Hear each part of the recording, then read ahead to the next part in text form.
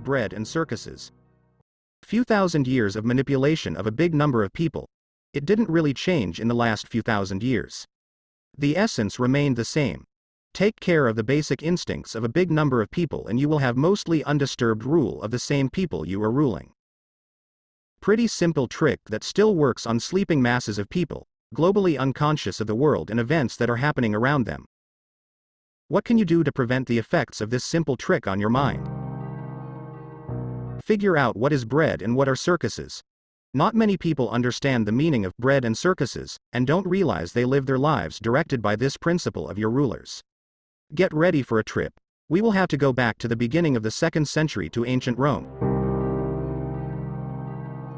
The expression, bread and circuses, bread and games, is attributed to the Roman poet Juvenal. In his collection of the satirical poems the expression, panem et circenses, has first appeared. Juvenal has complained in his song about the apathy of the citizens of Rome who have lost all interest in politics and matters of public affairs, and handed over all power to the emperors, the army and the emperor's bureaucracy.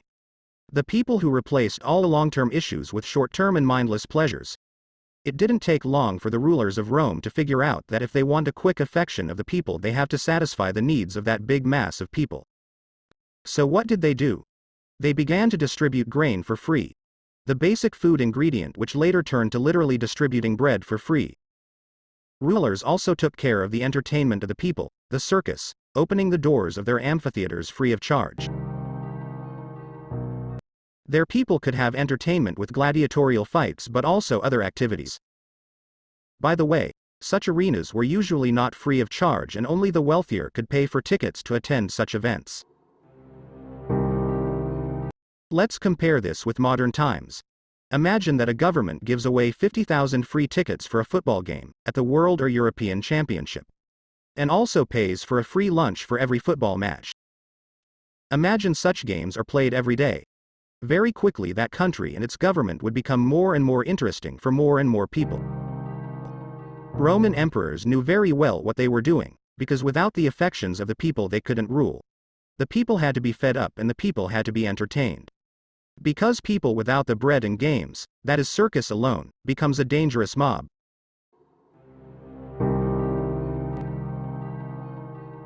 That system worked very well 1800 years ago and it functions very well even today. Now some of you are thinking, wait a minute.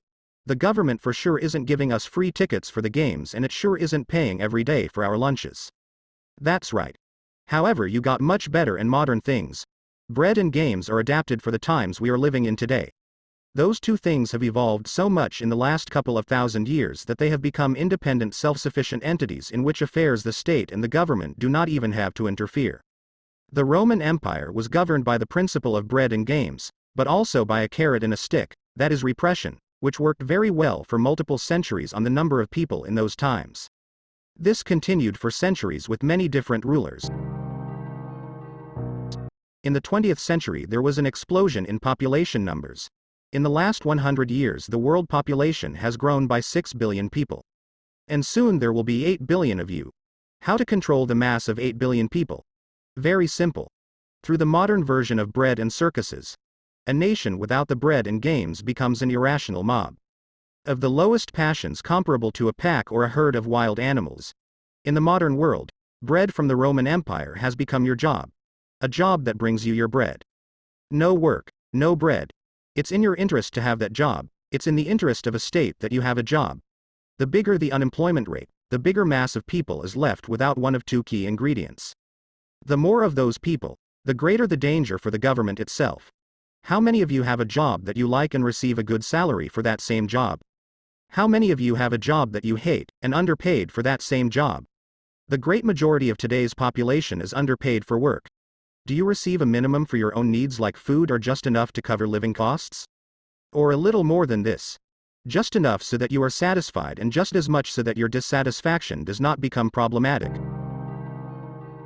With that ingredient that is keeping you occupied for at least 8 hours a day, 6 days a week, another ingredient appears that is equally important, that, like an anesthetic, dulls your senses to make you forget how miserable and dissatisfied you really are over your jobs and lives. That second ingredient was originally named a circus, the game itself. Once gladiatorial fights and today, Well, also gladiatorial fights, but in line with the times and your large numbers in the last 100 years. You got your circus today in the form of sports competitions, the vast majority of which no longer has to do with sports but with money and entertainment. The governments don't even have to interfere with that circus. That circus is in special systems and has completely taken over the lives of most people. That circus is your television, that circus is your media that shows up on your TVs, portals that have turned into infotainment for click more, where you will learn where, who, why and how loud someone farted.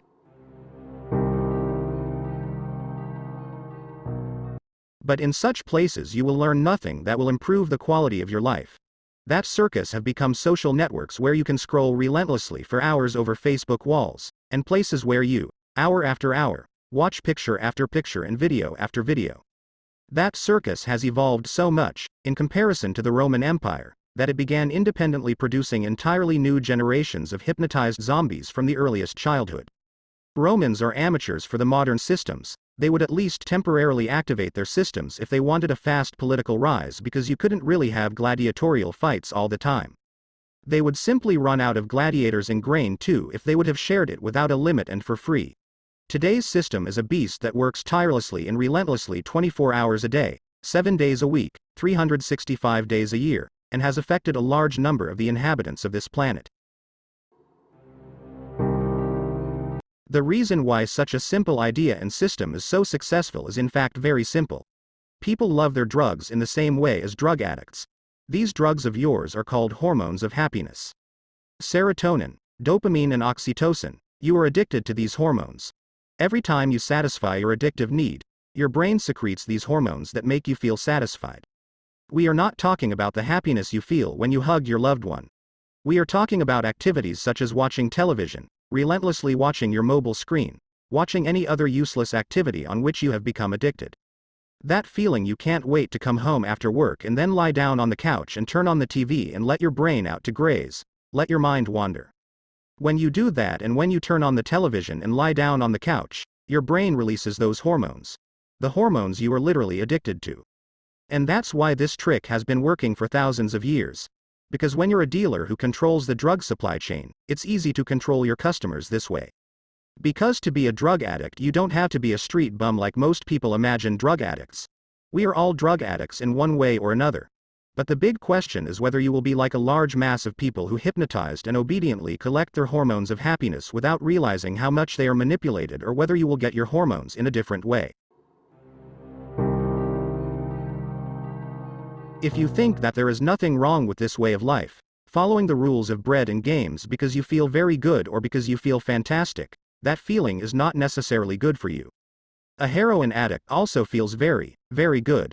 But is that feeling really good for you? That is why it is extremely easy to manipulate the masses, because it is easier to indulge in steady consumption on your couch than to undertake something really useful for our organism and our life. Have you noticed that good and healthy things are always more complicated and seemingly harder than the unhealthy ones? Most of the plants that are good for our health have a bitter and bland taste in tea. So what do most people do? Most people add sugar. The vast majority of people basically love white refined sugar, which is masking that bland and healthy taste of tea. Why were very bitter medicines used to be given to children with sugar? Exactly for this reason, to easily swallow. Even today you can choose different medications like effervescent tablets with the taste of wild berries. Yummy. Why is it so difficult to start exercising even though you know you need it for your health? Because exercise can hurt muscles. It is not easy to start activities that are really good for us. So it's easier to lie on the couch in front of the TV, and the result is always the same. You get your dose of happiness. Just like a man who sweats while exercising, but hey, you got it without moving from the couch. Such people belong to the vast majority of our society. Start talking with them about the serious thematic like this and the reaction will be the same. Oh, come on, give me a break with that boring subject. Did you see what goal Ronaldo scored? Let go of those subjects where I have to use my brain. Tell me, what did Kim Kardashian say to her boyfriend? What does Stallone say? How much fuel does that new Lamborghini spend?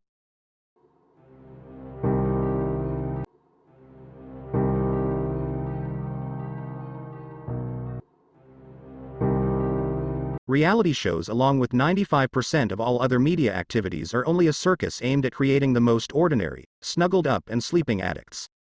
These people are, not speaking figuratively, but a real chemical junkies who take their dose of hormones every day that make them stupid but very happy. That's why you have to understand people like this, because it's not easy to get out of this golden cage. You also have to be extremely careful because some people will defend their circus extremely aggressively. With that kind of people, it's best not to talk at all about such topics. Don't get me wrong, there's nothing wrong with watching a TV show or a football game sometimes. I do that sometimes, but the thing is, I don't fanatically invest such energy and passion into them like other people. Such energy can be diverted to something more useful. Some people will never understand or care about this. Some of you raised your heads from sleepiness and wondered what and why is this happening. Why aren't there 100,000 people demanding better working conditions and bigger salaries from their employers and their government? Why are there 100,000 people at a concert or at the welcome party for football players? Football isn't bad, but the thing is that the people will not raise their voices for something more useful in their lives. Cheering for 11 rich men chasing a leather ball will not change your status and will not bring you a better salary, in either case if they win or lose on the field. So shut down the TV and cell phones of your family members, like let's do something else this evening, and you'll see their reactions and how hard it is to exit this circus and that hypnosis. Being alone with your thoughts and realizing what kind of crappy circus this is a scary thing. But you are steadily developing consciousness in a mass of unconscious people, and that has its advantages. You realize there are opportunities that can completely change your lives for the better.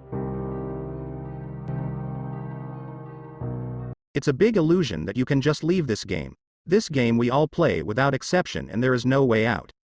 The only way to leave this game is to completely leave this civilization and cut all ties with it. And you leave for the deserted island or wilderness. Not to a village, which is also a part of the system, but the real wilderness out of reach from today's civilization. But who is really ready for such a move? We can't just leave this civilization, and that's not the real solution. The real solution is to play this game, but under our own conditions.